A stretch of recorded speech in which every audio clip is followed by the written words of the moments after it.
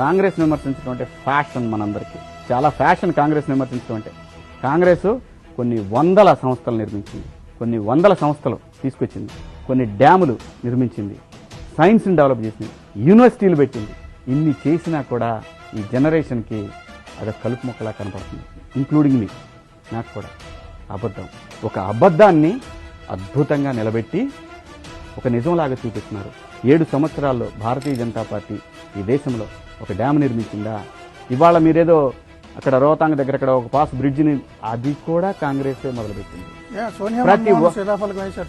ప్రతి ఒక్కటి ఫలకం ఏంటండి, సగం పైన వర్కులు చేశారు వాళ్ళే.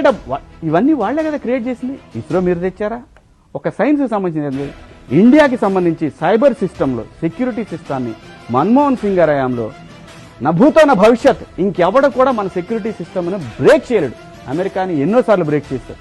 అంత గొప్ప పరిపాలన ఇచ్చినా కూడా ఒక అబద్ధాన్ని అద్భుతమైన నిర్మాణంగా కట్టి ఈ రోజున దాన్ని ఒక ఎందుకు పనికిరాని కలుపు మొక్కలాగా మాట్లాడుతూ ఉన్నాం.